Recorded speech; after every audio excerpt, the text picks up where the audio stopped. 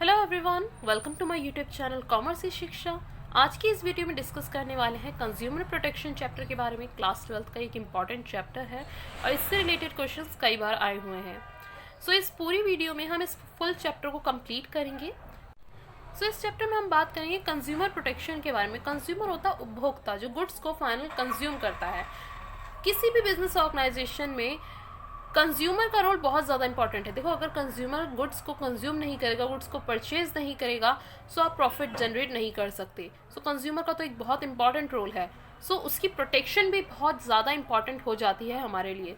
ठीक है। इस चैप्टर में हम पढ़ेंगे कि हम कंज्यूमर को कैसे प्रोटेक्ट कर सकते हैं। Consumer protection refers to protecting the consumer against anti consumer trade practices by the producers और सेलर्स। कंज्यूमर प्रोटेक्शन का मतलब यहाँ क्या है कि हम कंज्यूमर को एंटी कंज्यूमर ट्रेड प्रैक्टिसेस से बचाएंगे जो प्रोड्यूसर्स और सेलर्स के द्वारा की जाती हैं। अब एंटी कंज्यूमर ट्रेड प्रैक्टिसेस में वो सारी चीज़ें आ जाती हैं जिससे प्रोड्यूसर्स और सेलर्स कंज्यूमर को एक्सप्लॉइट कर रहे हैं बेसिकली गलत चीज़ें उन्हें सेल कर रहे हैं, अनसेफ प्रोडक्ट्स उन्हें सेल कर रहे हैं, डिफेक्टिव प्रोडक्ट उन्हें सेल कर रहे हैं, जिसकी वजह से कंज्यूमर को हार्म हो रहा है, कंज्यूमर का एक्सप्लॉयटेशन हो रहा है। तो इन सभी चीज़ों से बचाना ही क्या कहलाता है? Consumer protection. देखो, ये दो फ्रेज बहुत फेमस हैं। पहले जो फ्रेज था वो था कैविएट एम्प्टर, जिसमें कहा जाता था लेट द बायर बीवेयर, यानी बायर को सावधान रहना चाहिए। जब भी हम कुछ प्रोडक्ट खरीदने जाएं एज अ बायर, हमें हर चीज़ चेक करनी चाहिए उसे लेते वक्त कि प्रोडक्ट की एक्सपायरी डेट क्या है, मैन्युफैक्चरिंग डेट क्या है। अगर आप एक्सपायरी डेट का प्रोडक्ट लेकर आ जाते हैं और आपको उससे कुछ हार्म होता है, तो उसमें सारी गलती बायर की थी कि आपने उस प्रोडक्ट को लेते टाइम चेक क्यों नहीं किया। बट जैसे जैसे टाइम चेंज हुआ है वैसे वैसे ये फ्रेज भी चेंज हो चुका है। इस टाइम पर ये फ्रेज क्या है? Caveat venditor. It means let the seller beware. आज के टाइम पे हम कहते हैं कि भाई सेलर को बिवेयर रहना चाहिए, सावधान रहना चाहिए। यानी अगर एक shopkeeper expiry date goods sell कर रहा है और एज अ कंज्यूमर हमने उसे जाकर परचेज किया और कंज्यूम भी किया और उससे हमें कुछ हार्म होता है, तो पहली मिस्टेक यहाँ पर उस सेलर की मानी जाएगी कि आप अपने शॉप पर एक्सपायरी डेट प्रोडक्ट सेल ही क्यों कर रहे हैं। आपको ये चेक करके रखना चाहिए कि अगर एक्सपायरी डेट हो चुका है कुछ सामान तो आप उसे हटाएं, आप उसे किसी को सेल नहीं करेंगे। राइट। आज के टाइम पे सेलर को अपनी तरफ से पूरी सावधानी बरतनी चाहिए। सबसे पहले तो कौन कौन से ऐसे एंटी ट्रेड प्रैक्टिसेस हैं जो हमारी मार्केट में हो रही हैं जिनसे हमें कंज्यूमर को बचाना है। There is a need to provide educate protection to consumer against such practices. हमें उन्हें प्रोवाइड करनी चाहिए एडुकेट प्रोटेक्शन, पूरी प्रोटेक्शन देनी चाहिए कंज्यूमर्स को। किन प्रैक्टिसेस के लिए? डिफेक्टिव प्रोडक्ट्स, जो भी डिफेक्टिव प्रोडक्ट्स मार्केट में बिक रहे हैं या अनसेफ प्रोडक्ट जो हमें हार्म कर सकते हैं। अडल्ट्रेशन, यानी जो भी मिलावटी सामान आपको मिल रहा है। फॉल्स एंड मिसलीडिंग एडवर्टाइजमेंट, गलत एडवर्टाइजमेंट दिखाकर आपको जो प्रोडक्ट सेल किया जा रहा है वो भी एक तरीके से आपका एक्सप्लॉयटेशन ही है। आपने एक एडवर्टाइजमेंट देखा, उस पर ट्रस्ट किया और आपने प्रोडक्ट परचेज कर लिया, बाद में वो प्रोडक्ट कुछ और निकला, जो एडवर्टाइजमेंट था वो फॉल्स निकला, तो ये आप एज अ कंज्यूमर आपका एक्सप्लॉयटेशन है। राइट। इन सारी चीज़ों के लिए कंज्यूमर को प्रोटेक्ट करना बहुत इंपॉर्टेंट है। Hoarding, black marketing. ठीक है, होर्डिंग का मतलब होता है यहाँ पर जमाखोरी या काला बाजारी, जो आप प्रोडक्ट्स को स्टॉक कर लेते हैं और फिर उसका रेट इंक्रीज होने तक उसे स्टॉक करे रहते हैं और फिर मार्केट में उस प्रोडक्ट को निकालते हैं सो दैट अब आप प्रोडक्ट को महंगे रेट पर बेच सकें। ये सारी चीज़ें गलत हैं। ठीक है। इन सभी अनफेयर ट्रेड प्रैक्टिसेस से कंज्यूमर को प्रोटेक्ट करने के लिए गवर्नमेंट ने क्या स्टेप लिया? गवर्नमेंट ने कहा, देखो, आप किसी को बोलते रहो कि आप ये काम मत करो, इस तरह से आपको नहीं करना चाहिए, गलत है, एथिकली रॉन्ग है, कोई नहीं मानता। कब मानेगा कोई इंसान? जब हम उसके लिए कोई लीगल एक्शन लेंगे, हम कोई पनिशमेंट डिक्लेयर करेंगे, तभी आप इन सब चीज़ों को रोक सकते हो। उसके लिए गवर्नमेंट ने क्या किया? गवर्नमेंट ने कंज्यूमर प्रोटेक्शन एक्ट बनाया, कंज्यूमर प्रोटेक्शन एक्ट 1986। अब एक्ट बनने से क्या होता है ना, बहुत सारे रूल्स एंड रेगुलेशंस डिफाइन कर दिए जाते हैं कंज्यूमर्स के लिए भी, सेलर्स के लिए भी, कि आप इन्हीं रूल्स एंड रेगुलेशन के अकॉर्डिंग चलेंगे और अगर आप इस एक्ट में लिखे हुए रूल्स एंड रेगुलेशन को नहीं फॉलो करेंगे तो आपके अगेंस्ट एक्शन लिया जा सकता है। Consumer protection act is set up to protect and promote consumers interest through a speedy and inexpensive redressal of grievances. ये जो एक्ट है ये कंज्यूमर को प्रोटेक्ट करता है एंड प्रमोट करता है कंज्यूमर इंटरेस्ट को through a speedy and inexpensive redressal of grievances. Grievances का मतलब होता है जो कंज्यूमर की कंप्लेंट्स हैं, उसकी जो भी शिकायतें हैं, प्रोडक्ट उन्हें डिफ़ॉल्ट मिला है या कुछ उसमें प्रॉब्लम है या उस प्रोडक्ट से उन्हें कोई हार्म हुआ है, जितनी भी उनकी प्रॉब्लम्स हैं उन का जल्दी से जल्दी उन्हें रिजल्ट देना या सुधार करना, उन कंप्लेंट्स को ठीक करना। स्पीडी एंड इनएक्सपेंसिव यानी तुरंत एक्शन लिया जाएगा उसके लिए, और वो इनएक्सपेंसिव होगा, इतना कॉस्टली नहीं होगा। यानी अगर आपके साथ कुछ गलत हुआ है, किसी प्रोड्यूसर और सेलर ने आपके साथ कुछ गलत किया है, तो उस केस में आपका स्पीडी एंड इनएक्सपेंसिव तरीके से प्रॉब्लम को सॉल्व किया जाएगा और आपके इंटरेस्ट को प्रोटेक्ट किया जाएगा, right. This act is replace by consumer protection act 2019। ये आपका करंट अफेयर का क्वेश्चन बन जाता है। ये अगर आप लाइन लिख के आएंगे पेपर में तो बहुत मतलब टीचर को भी इम्प्रेसिव लगेगा कि आपको पता है, जनरल नॉलेज भी आपकी सही है। ये जो एक्ट था जो 1986 में अभी तक चल रहा था, इसे अब रिप्लेस कर दिया गया है कंज्यूमर प्रोटेक्शन एक्ट 2019 के द्वारा, राइट। अब इसके बारे में डिटेल आपके चैप्टर में नहीं है, तो आपको बस इतना ध्यान रखना है कि ये एक्ट अब रिप्लेस हो चुका है। This act define consumer right and responsibility. इस एक्ट ने कंज्यूमर को उनके राइट्स बताए हैं, कंज्यूमर को उनकी रिस्पॉन्सिबिलिटीज़ बताई हैं, प्रॉपर डिफाइन किया गया है कि कंज्यूमर को कानूनी क्या क्या अधिकार मिलने हैं और क्या उनकी जिम्मेदारियां हैं। They set up a 3-tier agency to address consumer grievances. Consumer की जो शिकायतें हैं उन्हें सुनने के लिए 3-tier एजेंसीज बनाई गई हैं। मतलब जो कंज्यूमर की प्रॉब्लम्स हैं उसे सुनने के लिए या उसकी शिकायत दर्ज करने के लिए आप डायरेक्ट कोर्ट में नहीं जाएंगे। इनके लिए, कंज्यूमर के लिए हमने अलग कोर्ट बनाया है, जिसे हम प्रॉपर सिस्टम को क्या कहते हैं, 3-tier एजेंसी कहा जाता है, जिसमें सबसे पहले आता है आपका district forum, then state commission, then national commission. यानी कंज्यूमर के जो भी प्रॉब्लम्स हैं वो सबसे पहले अपनी प्रॉब्लम लेकर डिस्ट्रिक्ट फोरम जा सकते हैं, then state commission, then national commission. अभी इन्हें डिटेल में भी पढ़ेंगे। Next is scope of the act. मतलब ये एक्ट कहाँ तक वैल्यूएबल है, किस किस केस में हम इस एक्ट के तहत कंप्लेंट कर सकते हैं। So it is applicable in all types of undertaking, large and small scale. Business large scale का हो, स्मॉल स्केल का हो, private sector, public sector, cooperative sector, इधर वो मैन्युफैक्चरर हो और ट्रेडर हो, जो फर्म गुड्स एंड सप्लाई मतलब गुड्स एंड सर्विसेज को सप्लाई करती हैं वो हो। इन सभी केसेस में कंज्यूमर प्रोटेक्शन एक्ट माना जाएगा, उसके रूल्स एंड रेगुलेशंस माने जाएंगे। यानी इन सब में से किसी के थ्रू भी आपको कोई प्रॉब्लम क्रिएट हुई है, कोई कंप्लेंट आपकी है, तो आप केस कर सकते हैं उनके ऊपर according to consumer protection act 1986। Now consumer कौन होता है? According to consumer protection act consumer क्या है? सो इस एक्ट में सबसे पहले जो डेफिनेशन दी गई है कि consumer any person who buy any goods और avail any service for a consideration. यानी कोई भी पर्सन कंज्यूमर कहलाएगा जो गुड्स को परचेज कर रहा है, सर्विसेज को अवेल कर रहा है फॉर अ कंसिडरेशन। अगर आप उन्हें अपने लिए कंज्यूम कर रहे हैं, गुड्स को खुद कंज्यूम कर रहे हैं, सर्विसेज को यूज़ कर रहे हैं अपने पर्सनल यूज़ के लिए, ना कि किसी को रीसेल करने के लिए, तो वो पर्सन क्या कहलाएगा? Consumer. It include any user और beneficiary of such goods and services, but it does not include a person who obtain goods for resale or avail such services for any commercial purpose। यानी इसमें सारे users आ जाएंगे, अब beneficiary आ जाएंगे जिन्होंने goods and services लिए हैं, but it does not include a person, इसमें वो पर्सन नहीं आएगा who obtain goods for resale, जो गुड्स को परचेज कर रहे हैं रीसेल के पर्पज से या सर्विसेज को अवेल कर रहे हैं ये किसी कमर्शियल पर्पज के लिए, ठीक है, वो कंज्यूमर नहीं कहलाएगा। कंज्यूमर कौन कहलाएगा? जो गुड्स को परचेज कर रहा है या सर्विसेज को अवेल कर रहा है फॉर अ कंसिडरेशन, अपने लिए कंज्यूम कर रहे हैं, ठीक है, वो कहलाता है आपका कंज्यूमर। कंज्यूमर प्रोटेक्शन एक्ट में 6 राइट्स दिए गए हैं टू कंज्यूमर।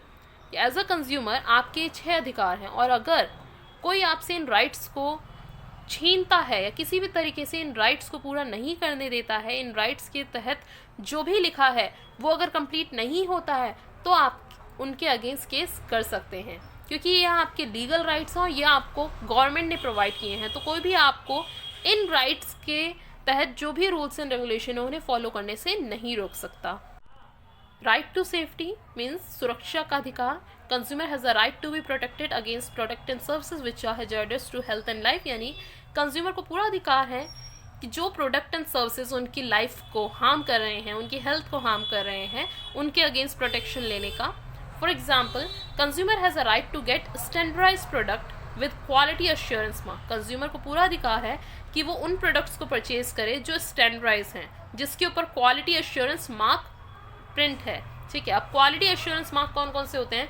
तो अगर आप इलेक्ट्रॉनिक्स प्रोडक्ट लेंगे तो उसके ऊपर आपको ISI मार्क दिखेगा, ठीक है। ISI मार्क जो होता है ये एक ऑर्गेनाइजेशन है जो ये ISI मार्क उन्हीं प्रोडक्ट्स को देगी जो स्टैंडर्डाइज प्रोडक्ट है, ठीक है। तो अगर जिस भी प्रोडक्ट पर ये मार्क है उसकी क्वालिटी अच्छी होगी, ये हम मान सकते हैं। इसके अलावा हॉलमार्क होता है, ये गोल्ड प्रोडक्ट्स पर होता है, ठीक है। गोल्ड का कोई भी प्रोडक्ट आप लेंगे तो उसके ऊपर अगर हॉलमार्क का साइन है यानी उसकी क्वालिटी अच्छी है, उसमें किसी भी तरह की कोई अडल्ट्रेशन, कोई मिलावट नहीं की गई है। FPO या FSSAI आपको मिलता है फूड प्रोडक्ट्स पर, राइट। एग मार्क का साइन मिलता है आपको एग्रीकल्चर प्रोडक्ट्स पर। रेड मार्क आपका क्या दिखाता है आपको कि ये नॉन वेजिटेरियन प्रोडक्ट है। ग्रीन मार्क वेजिटेरियन प्रोडक्ट्स है। तो ये सारे ही जो मार्क्स है ना, ये आपका बताते हैं कि प्रोडक्ट स्टैंडर्डाइज प्रोडक्ट है, ये प्रोडक्ट की क्वालिटी को दर्शाते हैं। सो एज अ कंज्यूमर आपको वही प्रोडक्ट्स बाय करने चाहिए जिनके ऊपर ये मार्क्स हों, और एज अ सेलर आपको भी उन्हीं प्रोडक्ट्स को सेल करना चाहिए जिनके ऊपर ये मार्क हों, ठीक है। क्योंकि यही वो प्रोडक्ट्स हैं जो स्टैंडर्डाइज हैं, जिन्हें परचेज करने से कंज्यूमर को कोई हार्म नहीं होगा। So first right is right to safety. Next is right to be informed, जानकारी का अधिकार।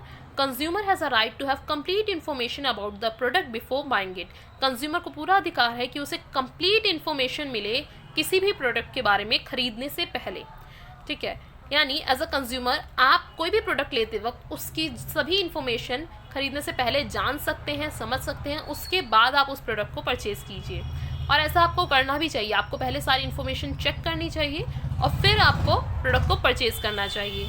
Manufacturer has to provide information on the package and label of the products like manufacturing date, expiry date, ingredients, weight, direction for use, batch number, statutory warning. As a manufacturer आपको सभी information provide करनी चाहिए। एक product से related जितनी भी information है वो उसके पैकेट पर, उसके लेबल के ऊपर आपको प्रिंट करनी चाहिए, ठीक है। तो ये यहाँ पर गवर्नमेंट रूल बन गया है।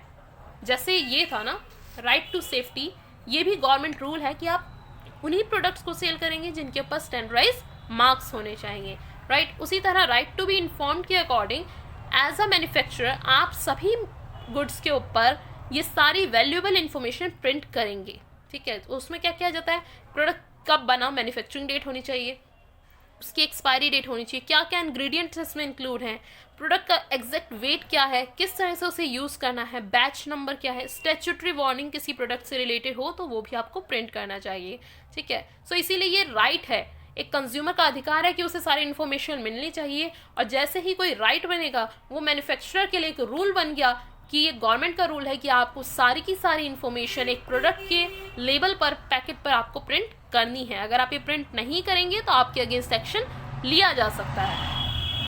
Next is right to choose, चुनने का अधिकार। प्रोडक्ट को, कौन सा प्रोडक्ट आपको लेना है ये आपकी चॉइस है।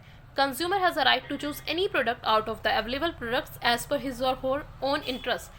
आपको अपने इंटरेस्ट के अकॉर्डिंग प्रोडक्ट चूज करने का पूरा अधिकार है। मतलब कोई सेलर, कोई मैन्युफैक्चरर आपको फोर्स नहीं कर सकता कि आप इसी पर्टिकुलर प्रोडक्ट को परचेज कीजिए, ठीक।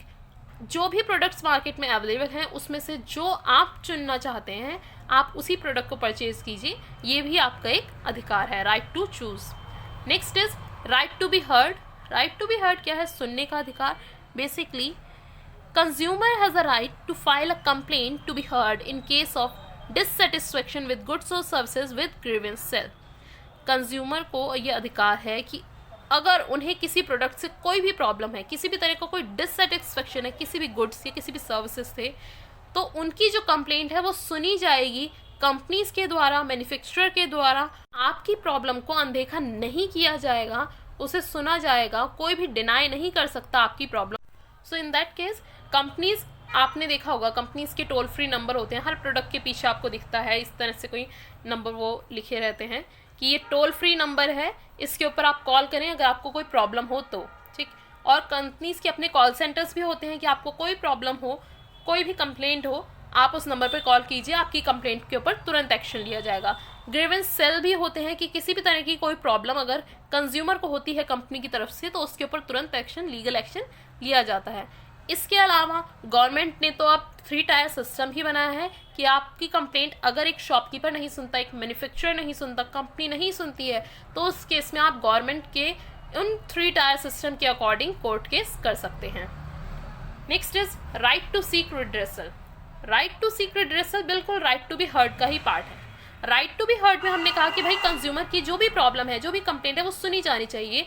तो राइट टू सीक रिड्रेसल का मतलब है सिर्फ सुनना नहीं है, उसके ऊपर तुरंत एक्शन भी लेना है, कंज्यूमर की उस प्रॉब्लम को ठीक भी करना है।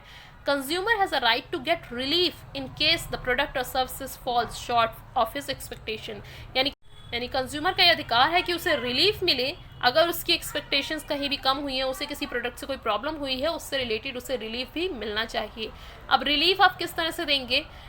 या तो आप प्रोडक्ट के जो भी उसमें डिफेक्ट है उसे रिमूव कर दीजिए, removal of defect in the product, या फिर आप उस प्रोडक्ट को रिप्लेस कर दीजिए। यानी अगर वो प्रोडक्ट खराब है तो आप उसकी जगह उन्हें कोई न्यू प्रोडक्ट दे दीजिए, ठीक है। So replacement of the product. Remove करोगे जब डिफेक्ट होगा, रिप्लेस करोगे जब आपके पास उस डिफेक्ट को ठीक करने का कोई चांस ही नहीं है, डिफेक्ट ठीक नहीं हो रहा, तो आपने न्यू प्रोडक्ट दे दिया।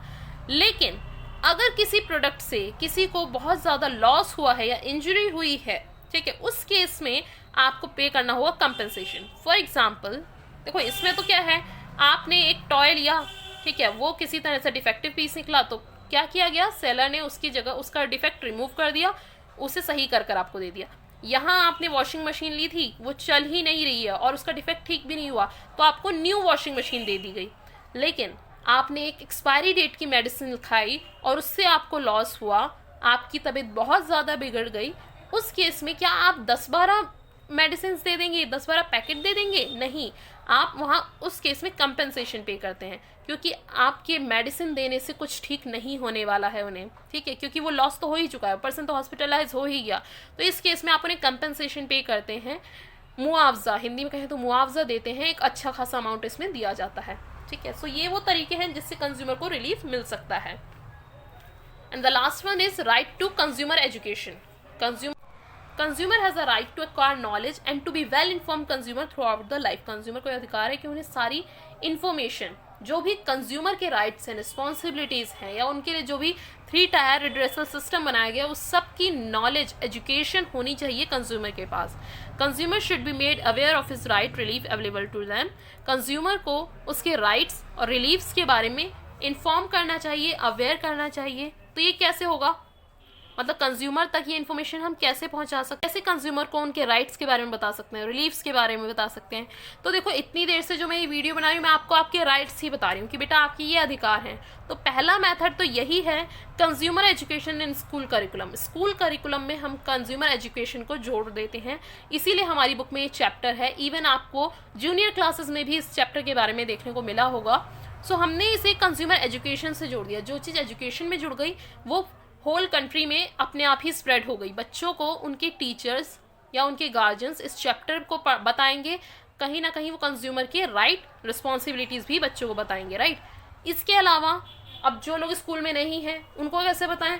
सो मास मीडिया एडवर्टीजमेंट आपने देखा होगा, बहुत ज़्यादा एडवर्टीजमेंट आई थी जब ये एक्ट आया था। जागो ग्राहक जागो, उस टाइम अभियान चलाया गया था जिसमें कंज्यूमर को अवेयर करने के लिए उनके राइट्स के बारे में एक एक राइट के ऊपर ना अलग अलग एडवर्टीजमेंट बनी हुई थी, और बहुत इंटरेस्टिंग एडवर्टीजमेंट भी थी जिससे लोग अवेयर भी होते थे, एंटरटेन भी होते थे। सो ये वो तरीके थे जिससे हमने कंज्यूमर को एजुकेट किया about their rights and responsibilities and what are the reliefs available to them. अब आ जाते हैं कंज्यूमर की रिस्पॉन्सिबिलिटी। देखो, इतने राइट्स हमने उन्हें दिए हैं तो उनकी कुछ रिस्पॉन्सिबिलिटी भी बनती है। ये राइट्स तो उन्हें मिल गए गवर्नमेंट की तरफ से, लेकिन कुछ रिस्पॉन्सिबिलिटीज़ हैं जिन्हें कंज्यूमर को फॉलो करना चाहिए, निभाना चाहिए। A consumer should keep in mind the following responsibilities while purchasing, using and consuming goods and services. Consumer को ये ध्यान रखना चाहिए कि उसकी क्या क्या रिस्पॉन्सिबिलिटीज़ हैं while purchasing, using और consuming goods and services. So consumer responsibilities में पहला पॉइंट है be aware about various products available in the market. यानी मार्केट में कितने प्रोडक्ट्स हैं उनके बारे में हमें अच्छी जानकारी होनी चाहिए, so that an intelligent and voice choice can be made, so that आप एक अच्छा प्रोडक्ट चूज़ कर पाएँ, एक अच्छी चॉइस ले पाएँ वेरियस प्रोडक्ट्स में से। सो आपको इन्फॉर्मेशन होनी चाहिए कि मार्केट में कितने प्रोडक्ट्स अवेलेबल हैं। Second is buy only standardised goods as they provide quality assurance. Market से आप जब भी परचेज करें स्टैंडर्डाइज्ड गुड्स ही परचेज करें। बाय ओनली स्टैंडर्डाइज्ड गुड्स, ये हमने राइट्स में भी देखा था, ठीक है, कि राइट टू सेफ्टी है तो मैन्युफैक्चरर को सेल तो करना ही चाहिए standardised goods. As a buyer आपको भी परचेज करते वक्त किसी भी प्रोडक्ट को उसके ऊपर स्टैंडर्डाइज मार्क चेक करना चाहिए। सो हमेशा आप स्टैंडर्डाइज गुड्स परचेज करिए क्योंकि वही आपको क्वालिटी एश्योरेंस देते हैं। सो इलेक्ट्रॉनिक्स के प्रोडक्ट्स परचेज करते वक्त ISI मार्क चेक करेंगे, फूड प्रोडक्ट्स लेते वक्त FPO मार्क या FSSAI चेक करेंगे, ज्वेलरी लेते वक्त आप हॉलमार्क का साइन चेक करेंगे। Third is follow instructions related to product and learn about the risk associated with products and use it safely. जो भी प्रोडक्ट आप ला रहे हैं उसके ऊपर जो भी इंस्ट्रक्शंस लिखी हैं उसे आप ध्यान से पढ़िए। देखो, हमने मतलब गवर्नमेंट ने मैन्युफैक्चरर को कहा है कि आप सारी इन्फॉर्मेशन प्रोडक्ट के पैकेट या लेबल पर लिखेंगे, लेकिन लिखना ही गवर्नमेंट के बस में है। गवर्नमेंट आप हर चीज़ को प्रिंट करवा सकती है, लेकिन उसे पढ़ना आपकी रिस्पॉन्सिबिलिटी है। आप उन इंस्ट्रक्शंस को ध्यान से पढ़िए। अगर किसी प्रोडक्ट पर उससे रिलेटेड कोई रिस्क के बारे में लिखा है या फिर उस प्रोडक्ट को कैसे यूज़ करना है, कैसे सेफली यूज़ करना है, सब लिखा है, तो एज अ वाइज कंज्यूमर आपको उन सब इंस्ट्रक्शंस को अच्छे से पढ़ना चाहिए। फॉर एग्जाम्पल, आपने देखा होगा बहुत सारे प्रोडक्ट्स पर लिखा होता है, वार्निंग लिखी होती है, keep out of children's reach, यानी बच्चों से दूर रखें। अगर उसके बावजूद भी आप उसे बच्चे के हाथ में दे देते हैं और कुछ लॉस हो जाता है, तो उस केस में आपकी मिस्टेक है ये, राइट? क्योंकि आपकी रिस्पॉन्सिबिलिटी है। उन्होंने वार्निंग दी थी, आपने बच्चे के हाथ में क्यों दिया, right? Next is read labels carefully. सारे लेबल्स जो भी लिखे हैं उसको आप केयरफुली पढ़ेंगे कि प्राइस कितना है, वेट कितना है, manufacturing date, expiry date, exact weight क्या है, प्राइस क्या है, मतलब MRP से ज़्यादा तो नहीं आपको पे करना पड़ा, या सेलर आपसे MRP से ज़्यादा का पैसे तो नहीं ले रहा। और ऐसा पहले होता भी था, जब लोग पहले इतने अवेयर नहीं थे या मोस्टली लोग इलिटरेट थे, तो उस केस में MRP पे कितना भी प्राइस लिखा हो, सेलर उससे ज़्यादा ही प्राइस लेता था, चार्ज करता था, ठीक है? आज के टाइम पे आपको ये सारी चीज़ें चेक करनी चाहिए। Next is assert yourself to ensure that you get a fair deal. आपको ये ध्यान देना चाहिए कि आप जो भी डील कर रहे हैं वो एक फेयर डील है, किसी भी तरह का आपके साथ कोई फ्रॉड नहीं हो रहा है। थोड़ा आप भी अवेयर रहिए, राइट? देखो, राइट्स तो आपके पास हैं, लेकिन आपको भी अपने लेवल पर जांचना चाहिए कि ये फेयर डील है या नहीं। Next is be honest in your dealings and purchase only legal goods and services, discourage unscrupulous practices like black marketing, hoarding etcetera. अपनी डीलिंग्स में ऑनेस्ट रहिए, कोई भी इलीगल प्रोडक्ट्स मत परचेज करिए, किसी भी तरह की ब्लैक मार्केटिंग और होर्डिंग से सामान मत परचेज कीजिए। आपने मूवीज़ में देखा होगा ब्लैक में टिकट्स बिकते हैं या ब्लैक में राशन बिकता है, तो अगर आप ब्लैक के टिकट या ब्लैक का राशन खरीद रहे हैं तो आप अपनी रिस्पॉन्सिबिलिटीज़ फॉलो नहीं कर रहे हैं, ये गलत है। आप भी अगर ब्लैक मार्केटिंग से सामान परचेज करेंगे तो उस केस में आप उन्हें बढ़ावा दे रहे हैं, ठीक है? आपको इन्हें सपोर्ट नहीं करना है। हमेशा ऑनेस्ट डीलिंग कीजिए, किसी भी इलीगल गुड्स या ब्लैक मार्केटिंग और होर्डिंग को सपोर्ट मत कीजिए। Next is ask for cash memo on purchase of goods and services. जब भी आप गुड्स एंड सर्विसेज परचेज करें तो आप उनसे बिल लें, कैश मीमो लें, ठीक है? वही आपका एक प्रूफ होता है आपके पास कि आपने गुड्स एंड सर्विसेज इस शॉप से परचेज की है, राइट? और ये आपके लिए एक एविडेंस भी होता है। इन फ्यूचर अगर आपको कोई प्रॉब्लम होती है और आपको कोई केस करना है, तो अगर आपके पास कैश मीमो नहीं होगा तो आप केस नहीं कर पाएंगे। Next is file a complaint in an appropriate consumer forum in case of shortcomings in the quality of goods purchased or services availed. Do not fail to take an action even when the amount involved is small. हमेशा आपको complaint करनी है, मतलब अगर आपके साथ कुछ गलत हुआ, कुछ प्रॉब्लम हुई गुड्स एंड सर्विसेज में, तो आप अप्रोप्रिएट कंज्यूमर फोरम में कंप्लेंट फाइल करेंगे। आप ये मत सोचिए कि भाई 10 रुपये का ही तो नुकसान है या 100 रुपये का ही तो नुकसान है। अगर आपने ये सोचकर कंप्लेंट नहीं करी तो उससे क्या होगा, उस सेलर को हिम्मत मिलेगी, वो और ज़्यादा एनकरेज होंगे इस चीज़ों को करने के लिए। अगर आपको कोई प्रॉब्लम दिखती है, कोई सेलर अगर कुछ गलत कर रहा है, किसी भी तरीके से आपका एक्सप्लॉयटेशन हुआ है, चाहे वो छोटे अमाउंट का हो या बड़े अमाउंट का, आपको कंप्लेंट फाइल करनी है। क्योंकि अगर आज आप नहीं करेंगे तो वो और ज़्यादा इन चीज़ों को एनकरेज करेंगे और ये बढ़ती ही चली जाएंगी। Next is respect the environment, avoid waste, littering and contributing to pollution. As a wise consumer और as a wise person, as a part of the environment, आपको एनवायरनमेंट की रिस्पेक्ट करनी चाहिए। किसी भी तरह का वेस्ट आप ना फैलाएं, लिटरिंग यानी जो इधर उधर आप रैपर खाकर फेंक देते हैं, किसी भी तरीके से आप पॉल्यूशन में कंट्रीब्यूट ना करें। प्रोडक्ट्स को कंज्यूम करना है करिए, लेकिन उनसे कोई भी वेस्ट मत स्प्रेड कीजिए, राइट? ये थी रिस्पॉन्सिबिलिटीज़ जो एज अ कंज्यूमर हमें निभानी चाहिए। कंप्लेंट कौन कर सकता है? Who can file a complaint? तो कोई भी कंज्यूमर जिसके साथ कुछ मिसहैपनिंग हुआ है वो कंज्यूमर कंप्लेंट कर सकते हैं। एनी रजिस्टर्ड कंज्यूमर एसोसिएशन, जो कंज्यूमर एसोसिएशंस होती हैं वो कर सकते हैं। सेंट्रल गवर्नमेंट और स्टेट गवर्नमेंट कर सकते हैं।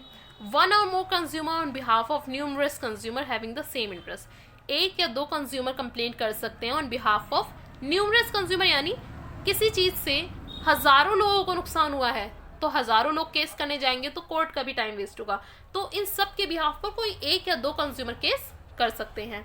अ लीगल हायर और representative of a disease consumer, यानी कोई भी लीगल हायर या रिप्रेजेंटेटिव डिसीज कंज्यूमर का, यानी किसी प्रोडक्ट को कंज्यूम करके या किसी सर्विस को लेकर अगर किसी पर्सन की डेथ हो जाती है तो वो पर्सन तो कंप्लेन नहीं कर सकते, ठीक है। सो कौन करेगा? उनका कोई लीगल हायर या कोई रिप्रेजेंटेटिव कंप्लेन कर सकते हैं।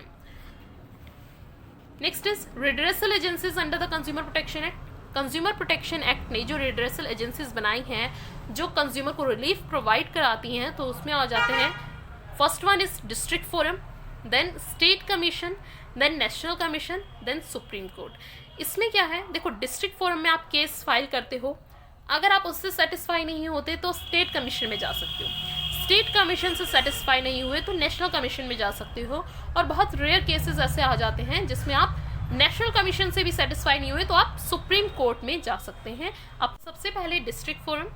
डिस्ट्रिक्ट फोरम क्या है? It is established by the state government in each district. ये स्टेट गवर्नमेंट ने एस्टेब्लिश किया और ये आपको हर एक डिस्ट्रिक्ट में मिलेंगे, जितने भी डिस्ट्रिक्ट हैं वहाँ पर एक एक डिस्ट्रिक्ट फोरम होता है, सो दैट कंज्यूमर को कहीं दूर ना जाना पड़े, उन्हीं के डिस्ट्रिक्ट में उन्हें एक जगह मिले जहाँ वो कंप्लेंट फाइल कर सकें।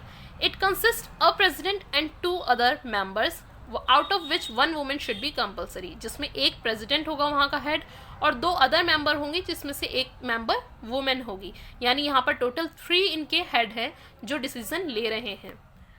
Only those complaints can be filed in a district forum where the value of goods and services and the compensation claim does not exceed ₹20 lakh। District forum में आप उन्हीं कंप्लेंट्स को कर सकते हैं जहां कंपनसेशन का जो अमाउंट है वो 20 लाख तक का है, यानी आपने जो भी गुड्स परचेज किए हैं या जो भी सर्विसेज आपने लिए हैं और जो भी आपका लॉस हुआ है और आपका जो कंपनसेशन का अमाउंट आप डिक्लेयर कर रहे हैं वो आप 20 लाख, आपने कहा कि भाई कंपनी से मुझे 20 लाख चाहिए क्योंकि मेरा इतना लॉस हुआ है, तो उस केस में आप डिस्ट्रिक्ट फोरम में जाएंगे। 20 लाख या उससे कम का अमाउंट में आप डिस्ट्रिक्ट फोरम के पास जाएंगे, उससे ज़्यादा होता है तो आप नेक्स्ट लेवल पर जाएंगे, right. The district forum has to refer the complaint to the opposite party concern and send the sample of goods for testing in a laboratory if required. जो डिस्ट्रिक्ट फोरम है वो complaint को अपने पास लिखेंगे as well as उस complaint के refer करेंगे to the opposite party.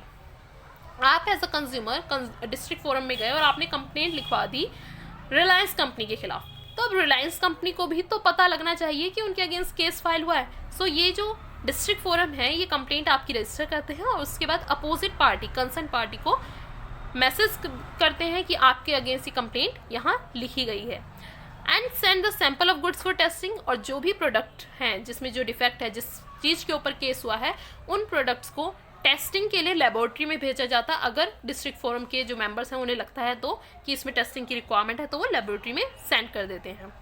After that the district forum after being satisfied that the goods were defective can issue an order to the opposite party. जब district forum goods को अच्छे से check कर लेते हैं, laboratory में check करवा लेते हैं और सेटिस्फाई हो जाते हैं कि हाँ गुड्स डिफेक्टिव थी और इसकी वजह से लॉस हुआ होगा, तो वो ऑर्डर क्या देते हैं अपोजिट पार्टी को, या तो आप डिफेक्ट को रिमूव कीजिए या आप गुड्स को रिप्लेस कीजिए, यानी दूसरी चीज़ इन्हें दे दीजिए, या फिर रिटर्न द प्राइस पेड, जो प्राइस है उस गुड का वो आप इन्हें रिटर्न कर दीजिए। और अगर इस सब में से कुछ भी नहीं हो सकता, कंज्यूमर का लॉस और इंजरी बहुत ज़्यादा है, तो उस केस में आप उन्हें कंपेंसेशन पे कर दीजिए, राइट। सो ये कुछ ऑर्डर्स दिए जाते हैं डिस्ट्रिक्ट फोरम के द्वारा to the opposite party. Any person who is not satisfied by the order of district forum can appeal against its order before state commission within 30 days। कोई भी पर्सन अगर वो डिस्ट्रिक्ट फोरम के decision से satisfy नहीं है तो वो विद इन 30 डेज यानी 30 दिन के अंदर ही स्टेट कमीशन में अपने केस को ले जा सकते हैं। आप अप्लाई कर सकते हैं within 30 days to the state commission. अब आ जाते हैं स्टेट कमीशन पर। तो देखो आपको district forum, state commission, national commission, तीनों में से कोई एक आप याद कर लेंगे, आपको सारे लर्न हो जाएंगे। लैंग्वेज बिल्कुल सेम है, बस आपका जहाँ अमाउंट है या जहाँ पर आपके मेंबर्स के बारे में लिखा है बस वो चेंज होगा। देखो अभी मैं दिखाती हूँ आपको। अब आ जाते हैं स्टेट कमीशन पर। सो बेटा देखो अगर आप तीनों में से किसी एक को भी याद कर लोगे आपको तीनों ही याद हो जाएंगे, district forum, state commission, national commission, क्योंकि इसमें लैंग्वेज आपकी सबकी सेम ही है, बस आपको मेन पॉइंट्स चेंज करने हैं। First one is state commission में it is establish by the concern state government, इसे स्टेट गवर्नमेंट एस्टेब्लिश करती है। इट कंसिस्ट अ प्रेसिडेंट, यहाँ पर एक प्रेसिडेंट होता है, not less than 2 other members, one of whom should be a women. Not less than 2 other members means कम से कम 2 मेंबर्स तो होने ही चाहिए, राइट, और उसमें से भी एक मेंबर वुमेन होनी चाहिए। तो एक president and not less than 2 members, और उसमें से एक होनी चाहिए women. Only those complaints can be filed in state commission where the value of goods and services and the claimed compensation is more than 20 lakh but less than 1 crore। यानी state commission में सिर्फ वही case आ सकते हैं, वही case file हो सकते हैं जिनका कंपनसेशन का जो अमाउंट है वो 20 लाख से ज़्यादा हो।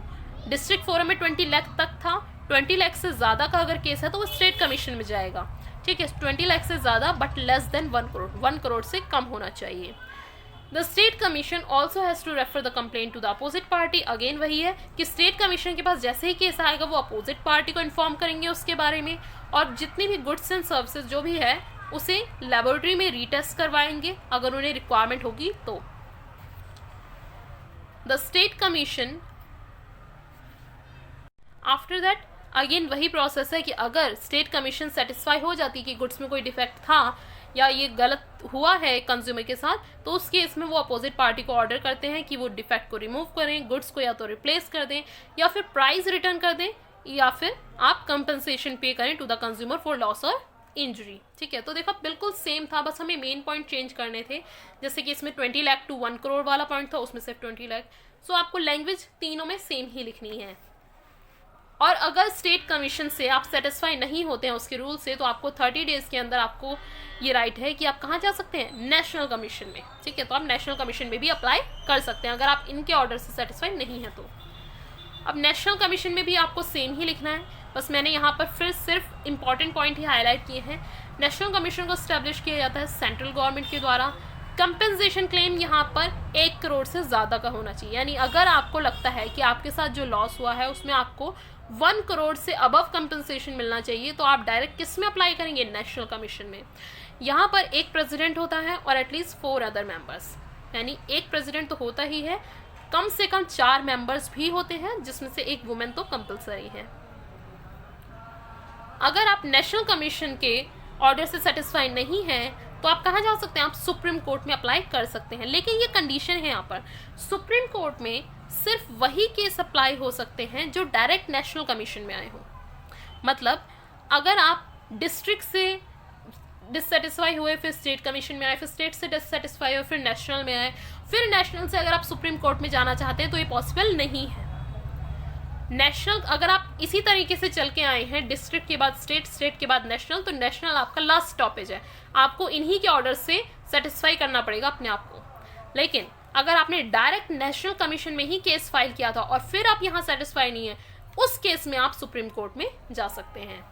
In a case decided by district forum, the appeal can be filed before state commission and further national commission no thereafter। यानी अगर आप डिस्ट्रिक्ट फोरम से केस को लेते हुए आ रहे हैं तो स्टेट कमीशन में जा सकते हैं, नेशनल कमीशन उसके आगे कहीं नहीं जा सकते। Only those cases can be taken into Supreme Court which has come directly to National Commission। सिर्फ वही केस सुप्रीम कोर्ट में जाएंगे जो डायरेक्टली नेशनल कमीशन से आए हैं, right, not through district forum और स्टेट कमीशन। अब आ जाते हैं स्टेट कमीशन पर। सो बेटा देखो, अगर आप तीनों में से किसी एक को भी याद कर लोगे आपको तीनों ही याद हो जाएंगे, district forum, state commission, national commission, क्योंकि इसमें लैंग्वेज आपकी सबकी सेम ही है, बस आपको मेन पॉइंट्स चेंज करने हैं।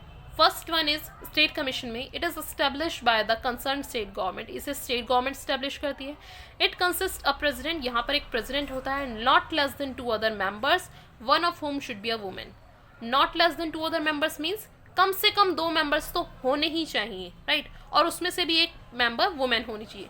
तो एक president and not less than 2 members, और उसमें से एक होनी चाहिए women. Only those complaints can be filed in state commission where the value of goods and services and the claimed compensation is more than 20 lakh but less than 1 crore। यानी state commission में सिर्फ वही case आ सकते हैं, वही case file हो सकते हैं जिनका कंपनसेशन का जो अमाउंट है वो 20 लाख से ज़्यादा हो। डिस्ट्रिक्ट फोरम में 20 लाख तक था, 20 लाख से ज़्यादा का अगर केस है तो वो स्टेट कमीशन में जाएगा, ठीक है। 20 लाख से ज़्यादा but less than 1 crore, 1 crore से कम होना चाहिए। The state commission also has to refer the complaint to the opposite party. Again वही है कि स्टेट कमीशन के पास जैसे ही केस आएगा वो अपोजिट पार्टी को इन्फॉर्म करेंगे उसके बारे में, और जितनी भी गुड्स एंड सर्विसेज जो भी है उसे लेबोरेटरी में रीटेस्ट करवाएंगे अगर उन्हें रिक्वायरमेंट होगी तो। आफ्टर दैट अगेन वही प्रोसेस है कि अगर स्टेट कमीशन सेटिस्फाई हो जाती कि गुड्स में कोई डिफेक्ट था या ये गलत हुआ है कंज्यूमर के साथ, तो उस केस में वो अपोजिट पार्टी को ऑर्डर करते हैं कि वो डिफेक्ट को रिमूव करें, गुड्स को या तो रिप्लेस कर दें या फिर प्राइस रिटर्न कर दें या फिर आप कंपनसेशन पे करें to the consumer for loss और इंजरी। ठीक है, तो देखो बिल्कुल सेम था, बस हमें मेन पॉइंट चेंज करने थे। जैसे कि इसमें 20 लाख टू 1 करोड़ वाला पॉइंट था, उसमें सिर्फ 20 लाख। सो आपको लैंग्वेज तीनों में सेम ही लिखनी है। और अगर स्टेट कमीशन से आप सेटिस्फाई नहीं होते हैं उसके रूल से, तो आपको 30 डेज के अंदर आपको ये राइट है कि आप कहाँ जा सकते हैं, नेशनल कमीशन में। ठीक है, तो आप नेशनल कमीशन में भी अप्लाई कर सकते हैं अगर आप इनके ऑर्डर से सेटिस्फाई नहीं है तो। अब नेशनल कमीशन में भी आपको सेम ही लिखना है, बस मैंने यहाँ पर फिर सिर्फ इंपॉर्टेंट पॉइंट ही हाईलाइट किए हैं। नेशनल कमीशन को स्टैब्लिश किया जाता है सेंट्रल गवर्नमेंट के द्वारा। कंपेंसेशन क्लेम यहाँ पर 1 करोड़ से ज़्यादा का होना चाहिए, यानी अगर आपको लगता है कि आपके साथ जो लॉस हुआ है उसमें आपको 1 करोड़ से अबव कंपेंसेशन मिलना चाहिए, तो आप डायरेक्ट किस में अप्लाई करेंगे, नेशनल कमीशन में। यहाँ पर एक प्रेसिडेंट होता है और एटलीस्ट 4 अदर मेंबर्स, यानी एक प्रेसिडेंट तो होता ही है, कम से कम 4 मेंबर्स भी होते हैं जिसमें से एक वुमेन तो कंपलसरी है। अगर आप नेशनल कमीशन के ऑर्डर से सेटिस्फाई नहीं हैं तो आप कहाँ जा सकते हैं, आप सुप्रीम कोर्ट में अप्लाई कर सकते हैं। लेकिन ये कंडीशन है यहाँ पर, सुप्रीम कोर्ट में सिर्फ वही केस अप्लाई हो सकते हैं जो डायरेक्ट नेशनल कमीशन में आए हों। मतलब अगर आप डिस्ट्रिक्ट से डिससेटिस्फाई हुए, फिर स्टेट कमीशन में आए, फिर स्टेट से डिससेटिस्फाई हुए, फिर नेशनल में आए, फिर नेशनल से अगर आप सुप्रीम कोर्ट में जाना चाहते हैं तो ये पॉसिबल नहीं है। नेशनल अगर आप इसी तरीके से चल के आए हैं, डिस्ट्रिक्ट के बाद स्टेट, स्टेट के बाद नेशनल, तो नेशनल आपका लास्ट स्टॉपेज है, आपको इन्हीं के ऑर्डर से सेटिस्फाई करना पड़ेगा अपने आप को। लेकिन अगर आपने डायरेक्ट नेशनल कमीशन में ही केस फाइल किया था और फिर आप यहाँ सेटिस्फाई नहीं है, उस केस में आप सुप्रीम कोर्ट में जा सकते हैं। In a case decided by district forum, the appeal can be filed before state commission and further national commission no thereafter. यानी अगर आप डिस्ट्रिक्ट फोरम से केस को लेते हुए आ रहे हैं तो स्टेट कमीशन में जा सकते हैं, नेशनल कमीशन उसके आगे कहीं नहीं जा सकते। Only those cases can be taken into Supreme Court which has come directly to National Commission. सिर्फ वही केस सुप्रीम कोर्ट में जाएंगे जो डायरेक्टली नेशनल कमीशन से आए हैं, right, not through district forum और स्टेट कमीशन। अब देख लेते हैं कौन कौन से रिलीफ अवेलेबल हैं आपके लिए। देखो जब आप कोर्ट में केस करोगे और उसके बाद आपको जो रिलीफ मिलते हैं उसमें से ये सारे पॉइंट्स हैं। सो पहला पॉइंट तो बहुत क्लियर है, रिमूव डिफेक्ट। अगर गुड्स एंड सर्विसेज में किसी भी तरह का कोई डेफिशिएंसी है, कोई प्रॉब्लम है, तो उस डिफेक्ट को रिमूव करिए। Replace defective goods with a new one. अगर कोई डिफेक्टिव गुड है तो उसकी जगह आप उन्हें न्यू गुड्स प्रोवाइड कर दीजिए, रिप्लेस कर दीजिए। Refund price paid, price refund कर दीजिए, जितने की गुड्स थी उतना प्राइस आप पे कर दीजिए। पे a reasonable amount of compensation for any loss और इंजरी सफर। रीजनेबल अमाउंट पे कर दीजिए कंपनसेशन के तौर पर, अगर कोई लॉस और इंजरी हुआ है तो उस केस में आप कंपनसेशन प्रोवाइड करेंगे। नेक्स्ट इज पे प्यूनिटिव डैमेजेस इन एप्रोप्रिएट सर्कमस्टांसेस।